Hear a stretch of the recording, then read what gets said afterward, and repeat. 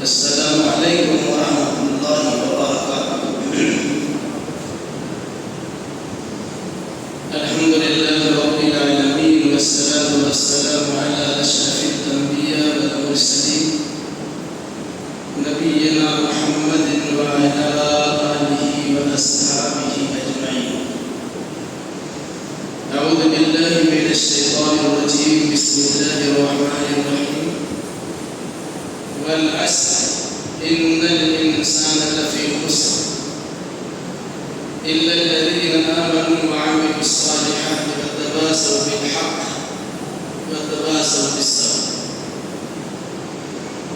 سبحانك لا علم لنا إلا ما علمتنا إنك أنت العليم الحكيم۔ رب اشرح لي صدري ويسر لي أمري واحلل عقدة من لساني يفقهوا قولي۔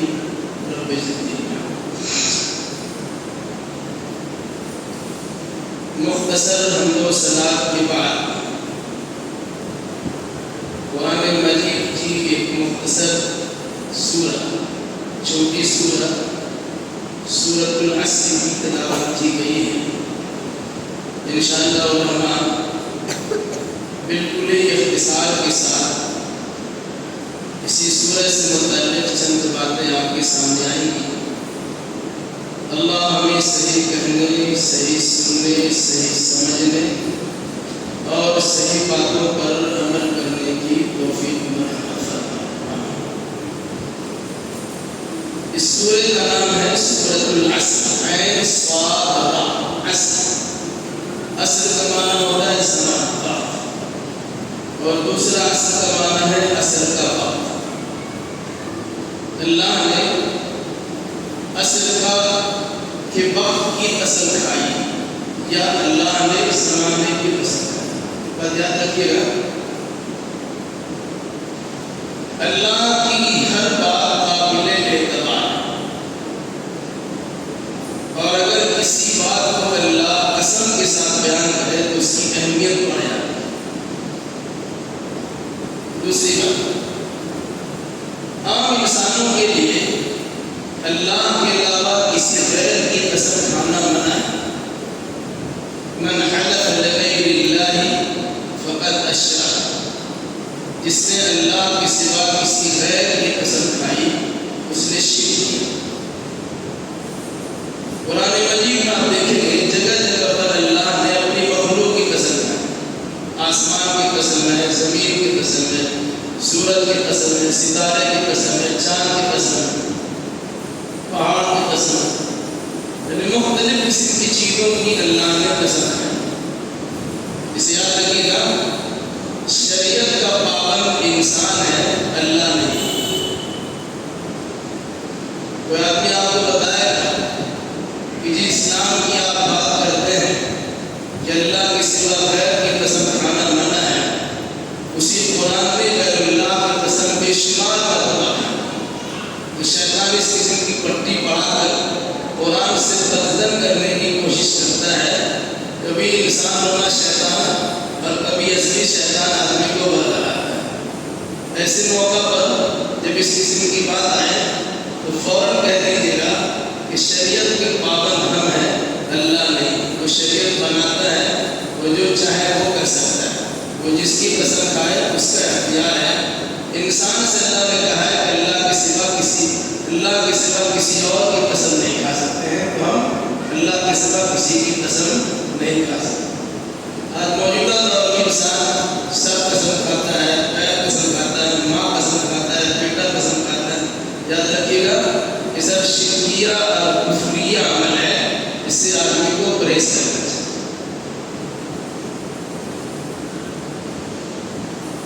اللہ نے قسم کس بات کھائی ہے؟ چھوٹے چھوٹے بچے ہیں، چھوٹی سورہ سے دی گئی ہے کہ سورہ کے ہر لفظ پر سمجھ جائیں اور یاد رکھیں، تاکہ آپ دوسروں کو سمجھانا چاہیں تو آسانی سے سمجھا سکیں۔ صحابہ کرام کے بارے میں بتایا جاتا، جب کچھ صحابہ آپس میں ملتے تھے تو ان کی مجلس اس وقت تک ختم نہیں ہوتی تھی جب تک ایک مرتبہ سورۃ العصر کا دور نہ کر لیا، سنا دیا کرتے، سن لیجیے میرا، جب ان کا سن لیا کرتے تھے اس کے بعد تب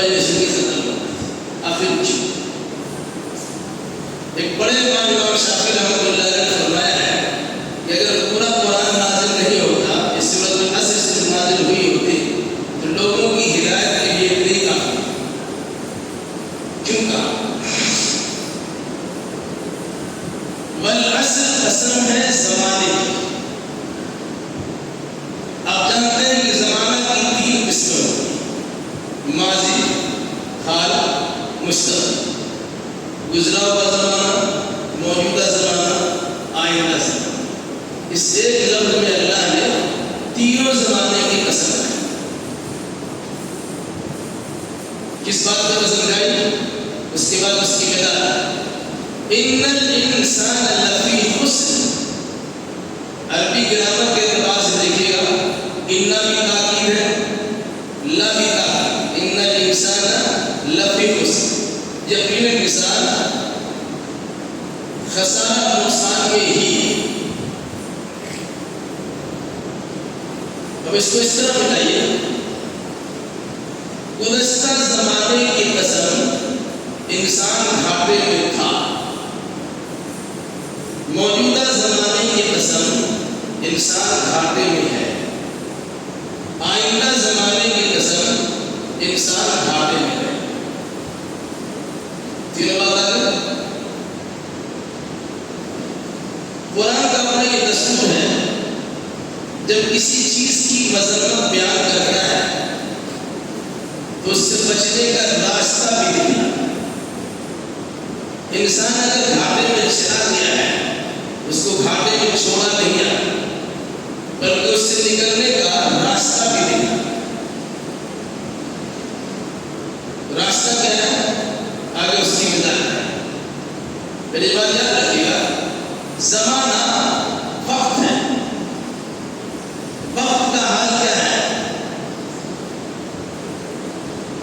اس کی حقیقت اس سے پوچھیے جو انسان برف بیچتا ہے. آج تو ڈیپ فریزر میں اس کو رکھا ہے. برف بیچنے والا سوچتا ہے جتنا جلدی برف بیچ کے چلے جائے، جتنی تاخیر ہوگی اس کی برف کسی پگھلتی چلی جائے. معلوم پڑا دیر زیادہ ہوا، اس کا برف ختم ہو گیا، کچھ پیسے ہاتھ نہیں. اسی طرح انسان کے لیے وقت ہے. وقت کسی کا انتظار نہیں کرتا ہے، انسان کو وقت کا انتظار کرنا. تو وقت ہمارے سامنے ہے، اس کا ہر سیکنڈ، ہر لمحہ گزرتا چلا جا رہا ہے اور اسے واپس نہیں لا سکتا. انسان کے لیے اس سورہ میں وقت کی اہمیت کو بھی یاد دلایا کہ جس وقت سے باہر آپ جا نہیں سکتے ہیں، اس کی اہمیت کو آپ سمجھیں. پھر اس وقت کی تینوں قسموں کو اپنے سامنے رکھیں. تاریخ کا مطالعہ کیجیے. گزشتہ زمانے کے لوگ، موجودہ زمانے کے لوگ، آئندہ زمانے کے لوگ، ان تینوں زمانے کے لوگوں کی تباہی و بربادی کا قرآن مجید نے اس سورہ کے اندر تذکرہ. پھر اس کے بعد اس سے نکلنے کا راستہ بتایا. گزشتہ زمانے کی قسم انسان گھاٹے میں تھا، موجودہ زمانے کی قسم انسان گھاٹے میں ہے، اور آئندہ زمانے کی قسم انسان گھاٹے میں رہے. مگر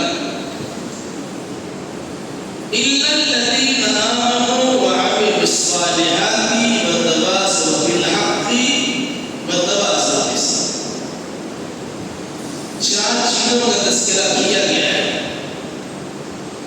جس میں سے اصل میں 2 ہی چیزیں،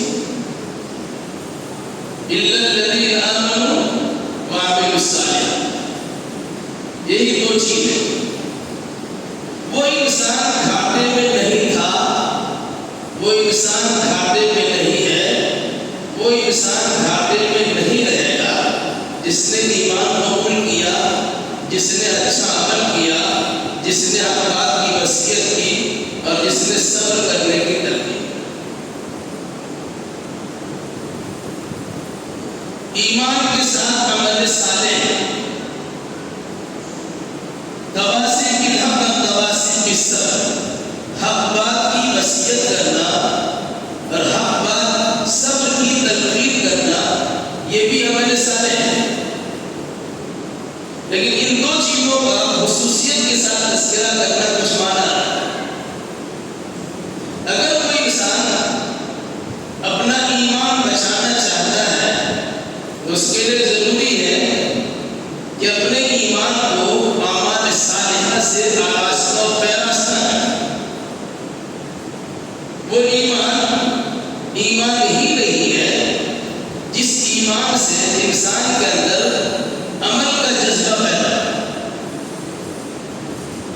اور وہ عمل صالح بھی اللہ کے یہاں قابل اعتبار نہیں ہے جس عمل کے ساتھ میں ایمان جڑا ہوا نہیں۔ گویا ایمان و عمل لازم و ملزوم ہے، اس کا کہتے ہیں چوری دامن کا ساتھ۔ بغیر ایمان کے عمل صالح کا اعتبار نہیں ہے، اور بغیر عمل صالح کے ایمان کا بھی اعتبار۔ اگر کسی انسان کو ایمان لانے کے بعد عمل کرنے کا موقع ملا اور کوئی انسان عمل نہیں کیا تو اس کا ایمان بیکار۔ ہاں ابھی ایمان قبول کیا، ابھی مر گیا، کوئی مسئلہ اس کا نہیں، کوئی کام کرنے کا موقع ہی نہیں ملا۔ لیکن اگر کسی انسان کو ایمان کی دولت نصیب ہوئی اور اس کے بعد کچھ اچھے اعمال کرنے کا موقع ملا پھر بھی عمل نہیں کیا تو اس کے اچھے عمل نہ کرنے کے نتیجے میں اس کے ایمان کا اعتبار نہیں۔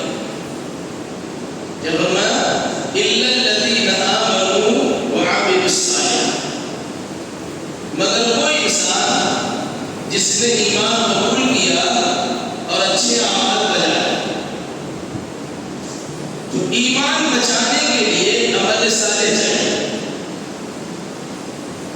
اور عمل صالح کو بچانے کے لیے تواصی بالحق چاہیے، اور تواصی بالحق کو بچانے کے لیے تواصی بالصبر چاہیے۔ کیسے؟ اگر آپ ایمان والا ہیں تو اپنے ایمان کو اعمال صالحہ سے آراستہ و پیراستہ کریں۔ آپ اگر عمل صالح کرنے والے ہیں تو آپ کو عمل صالح کرنے کی توفیق اسی وقت تک ملتی رہے گی جب اس عمل صالح کو دوسروں تک پہنچائے گا۔ حق کیا ہے؟ ایمان حق ہے، عمل صالح حق ہے۔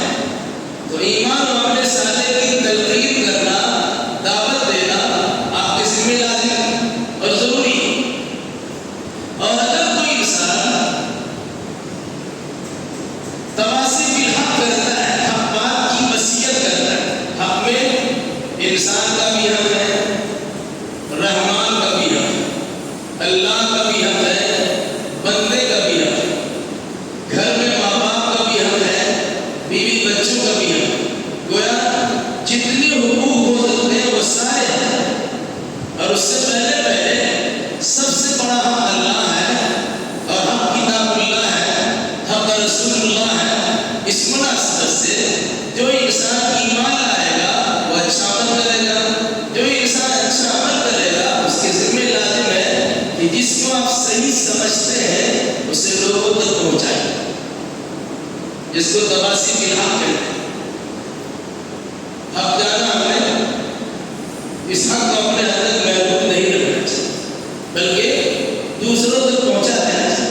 لیکن حق پہنچانا کوئی آسان کام نہیں ہے، مشکل عمل ہے، بہت مشکل کام ہے۔ ایک انسان ایک بات بتایا اور اس کے خلاف کسی قسم کی کارروائی ہوئی، وہ انسان میدان چھوڑ کے بھاگ گیا تو نقصان ہے۔ لیکن وہی انسان جب حق بولتا ہے اور جب حق کی مخالفت ہوتی ہے تو اس حق پر ڈٹا رہتا ہے، تو ڈٹنے کے نتیجے میں، جم جانے کے نتیجے میں، صبر کرنے کے نتیجے میں تب اس کے ایمان کو جلا بخشا جاتا، اس کے عمل صالح کو قبولیت بخشی جاتی، اس کے تواصی بالحق کا مقام پہچانا جاتا ہے۔ ورنہ ایک انسان اگر ایمان لایا، کچھ لوگوں نے مخالفت کی، وہ ایمان سے پھر دیا تو پہلے سے زیادہ خطرناک۔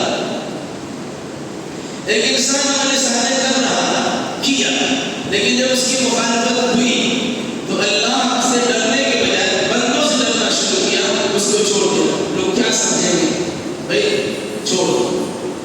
پھر ایک انسان جب کسی چیز کو حق سمجھتا ہے اس کا پرچار کرتا ہے، ہم ایمان لائے ہیں، ایمان آپ بھی لائے، ہم بھی فلاں فلاں کام کرتے ہیں، اچھا کام کرتے ہیں، آپ بھی فلاں فلاں اچھا کام، تو اچھا کام کرنے کا حکم دینا بڑی بات ہے، لیکن اس سے بڑی بات ہے کہ جب حالات خراب ہو جائے تو اس وقت میں اس اچھے کام پر آپ ثابت کریں، اس پر جم جائیں کہ جس کو ہم نے کہا ہے سوچ سمجھ کر کہا ہے، جان بوجھ کر کہا ہے، اس بنیاد پر ہم اس پر قائم و دائم ہیں، اس میں ہماری جانب سے کسی قسم کی سستی و مظاہرت نہیں کی جائے گی، بلکہ ہم یہ سمجھتے ہیں یہ صحیح ہے تو صحیح ہے۔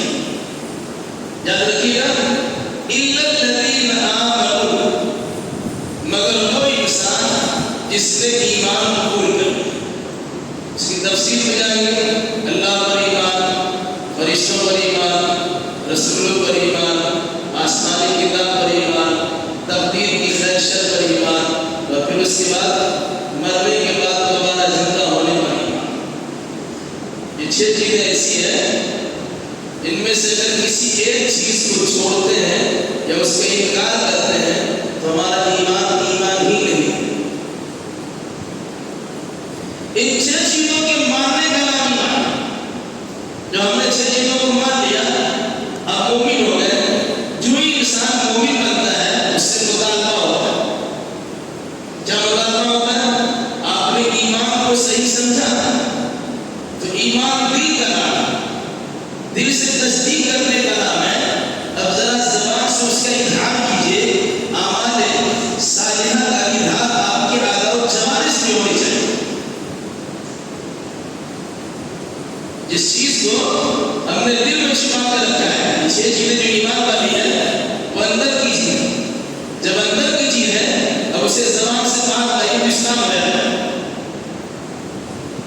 شہادت ہے اشہد ان لا الہ الا اللہ اشہد ان محمد رسول اللہ، اللہ کی الوہیت کی گواہی، رسول کی رسالت کی گواہی، 5 وقت کی نماز کی پابندی، زکوٰۃ کی پابندی، روزہ کی پابندی، حج کی پابندی، یہ 5 چیزیں ہیں اسلام، یہ ظاہری اعمال ہیں۔ تو جس چیز کو ہم نے دل سے اقرار کیا ہے اب اس کا زبان سے اظہار ہم کرتے ہیں۔ جب زبان سے اظہار کر دیا پھر آپ سے مطالبہ ہوتا ہے، دل اور زبان سے کام نہیں چلے گا بلکہ پورے جسم کے اعضاء و جوارح سے اچھے اعمال کو بجا لانے کی کوشش کیجیے۔ اسی کا نمونہ ہے نماز پڑھنا، پھر زکوٰۃ دینا، پھر روزہ رکھنا، حج کرنا اور دیگر عبادات۔ تو بگڑے ہوئے ماحول میں انسان اگر اپنے آپ کو مومن بنا دیتا ہے یہ بہت بڑی بات ہے۔ اس سے بڑی بات یہ ہے کہ جس چیز کو انسان اپنے دل میں چھپا کے رکھا ہے اس کا اظہار آدمی اپنی زبان سے اعضاء و جوارح سے، لیکن یہ آپ کے حد تک محدود ہے۔ اس سے بڑھ کے بات یہ ہے کہ آپ اپنے حد تک اسے محدود کرنے کے بجائے اب دوسروں کو بتانا شروع کریں، میں ہم نے ایمان قبول کیا ہے، ہم اچھے اعمال کرتے ہیں، تم بھی ایمان لے آؤ اور اچھے اعمال۔ اور اس سے بڑھ کے بات یہ ہے کہ جب ایمان و عمل صالح کے نتیجے میں آپ کی مخالفت ہو، آپ کی خلاف ورزی ہو، تو اس موقع پر آپ صبر کے دامن کو تھامے رکھیں اور اس پر قائم و دائم رہیں کہ جو ہم نے کہا وہ غلط نہیں کہا ہے، ہم اس کو صحیح مانتے ہیں، خود عمل کر رہے تھے، اب آپ سے کہا ہے آپ بھی عمل کیجئے، لیکن اس کے بعد حالات بڑے خراب ہو سکتے ہیں، پریشان کن حالات سب 2-4 ہو سکتے ہیں۔ آپ کے گھر کے لوگ بھی آپ کی مخالفت کریں، آپ کے محلے اور سماج کے لوگ بھی آپ کی مخالفت کریں، آپ کے ملنے جلنے والے بھی آپ کی مخالفت کریں۔ ان تمام تر مخالفتوں کے طوفان میں اپنے آپ کو ثابت قدم رکھنا یہ ان 3 چیزوں سے بڑی بات ہے۔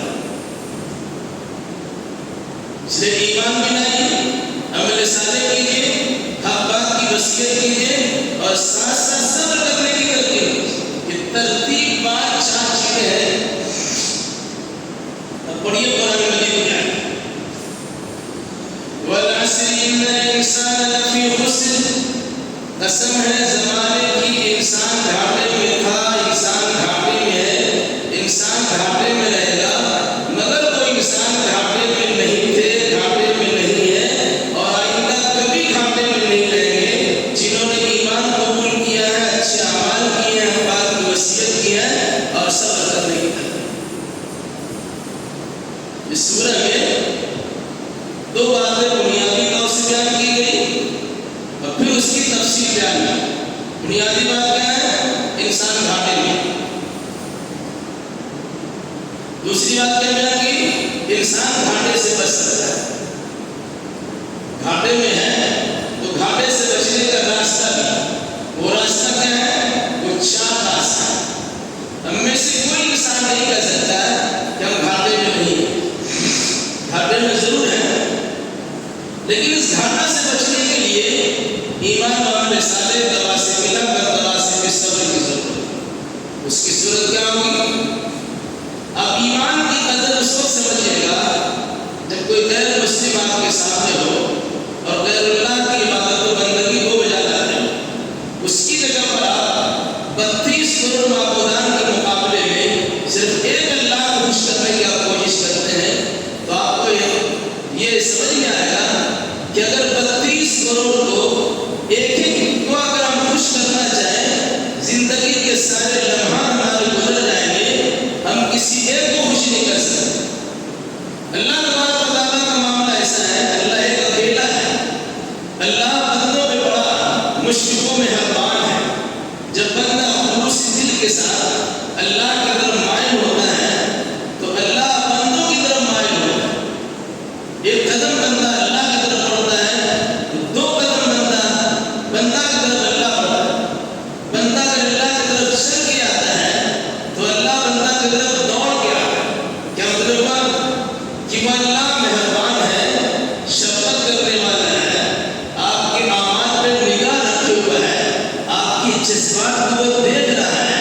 آپ اس انداز سے کچھ کرنے جائیں گے، اللہ تبارک و تعالیٰ آپ کی یاوری کرتا ہے، آپ کی مدد بھی کرتا ہے، آپ کا ساتھ دیتا ہے، آپ کی ہمت کو بڑھاتا بھی ہے اور ساتھ ساتھ گلے سے لگانے کی کوشش بھی کرتا ہے. کہ جس طرح بندہ روتا ہے تو اللہ تبارک و تعالیٰ اپنے بندے کو قریب کر کے اسے تسلی ملے. ایمان اس کا نام ہے، لیکن اس ایمان کا کوئی اعتبار نہیں ہے. اس ایمان میں اچھے عمل نہ، بے شمار مسلمان آج ہمارے درمیان موجود ہیں، مومن تو ہیں، بنیادی 5 ارکان پر بھی ان کا عمل نہیں. 5 ارکان میں سے 3 ارکان تو ایسے ہیں جو غریب امیر سب کے لیے، 2 امیروں کے لیے زکات دینا، حج کرنا، باقی 3 تو غریبوں کے لیے بھی ہے. کلمے کا اظہار کرنا، نماز پڑھنا اور روزہ رکھنا. ہم میں سے کتنے مسلمان ایسے ہیں جو یہ کام کرتے ہیں؟ اپنے گھر کا آپ جائزہ لیجیے تو پتہ چلے گا ہم مسلمان ہیں، ہمارے گھر کے لوگ مسلمان ہیں، لیکن اس کے باوجود 5 وقت کی اذان ہمارے محلے کی ہر مسجد میں ہوتی ہے، لیکن مسجد کے قریب رہنے والے انسان بھی اپنے ایمان کو بچانے کے لیے مسجد کے دروازے تک پہنچتا ہے. اگر کوئی نہیں پہنچتا ہے تو ہماری ذمہ داری بنتی ہے ان کو بتانا اور ان کو سمجھانا کہ بھائی کلمہ جب ہم پڑھتے ہیں اس میں کہتے ہیں اشہد اللہ الہ الا اللہ و اشہد ان محمد رسول اللہ. میں گواہی دیتا ہوں کہ اللہ کی سوائے عبادت کے لائق کوئی نہیں، اور میں گواہی دیتا ہوں کہ محمد صلی اللہ علیہ وسلم اللہ کے بندے اور رسول.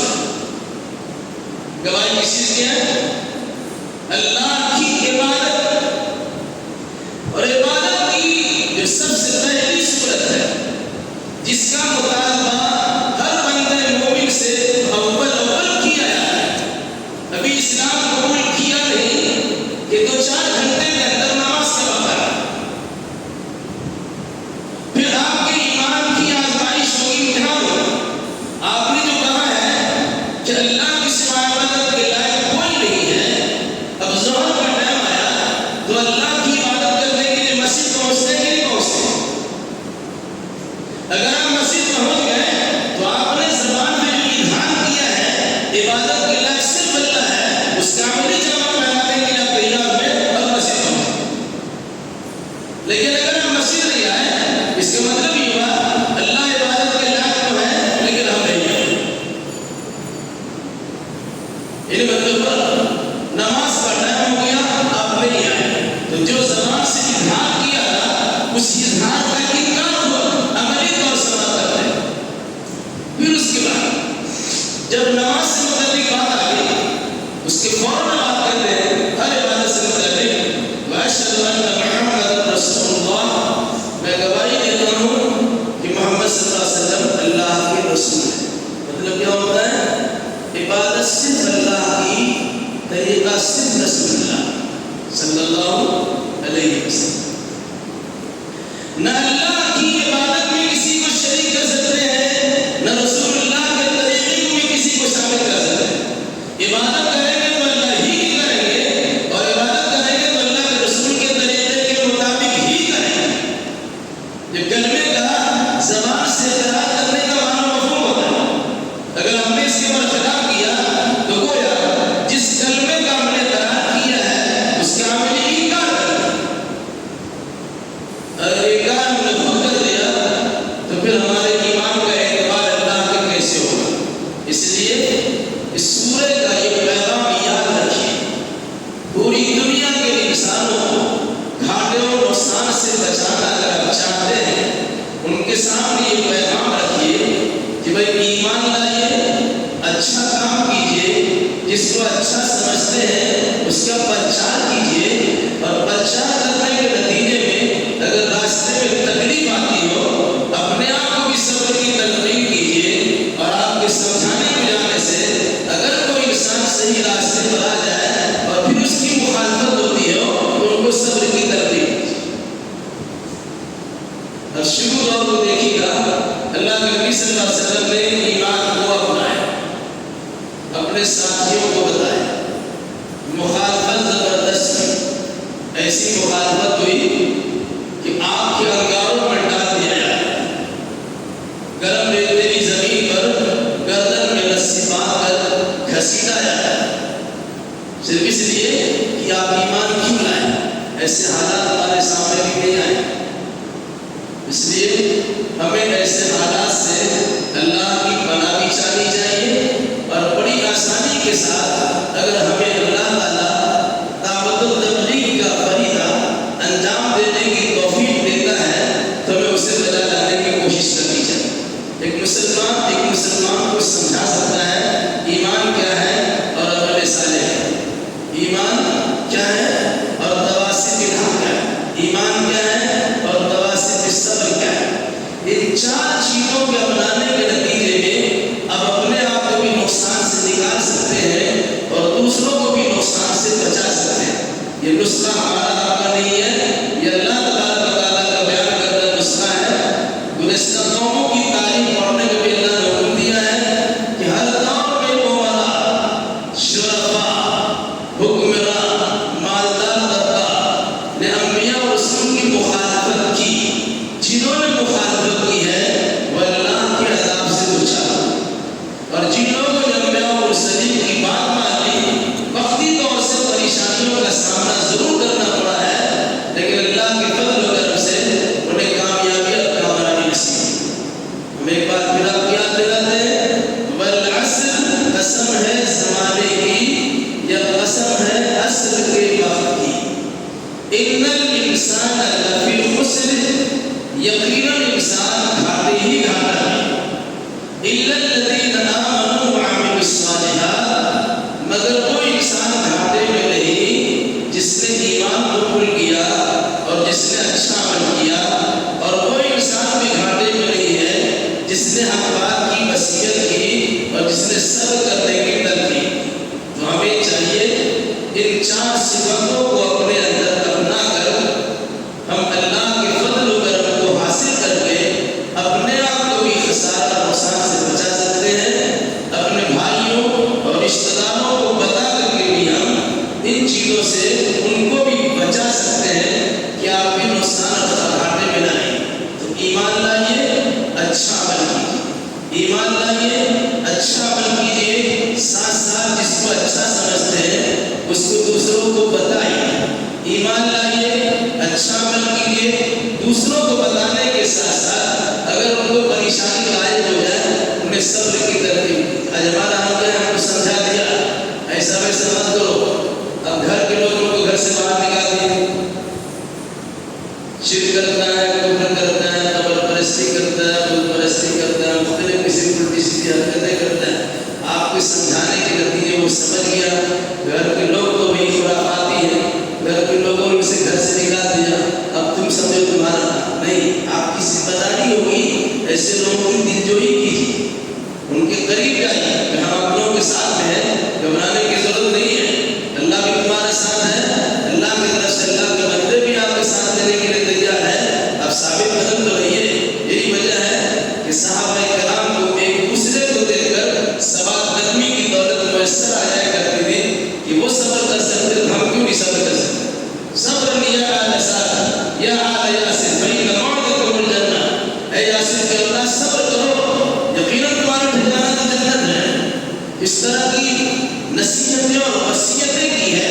نتیجے کے طور پر لوگ ثابت قدم بھی رہے اور الحمدللہ اس ثبات قدمی کے نتیجے میں جو کامیابی اور کامرانی نمایاں طور سے میسر ہوئی ہے, تاریخ میں اس کی مثال نہیں ہوئی ہے.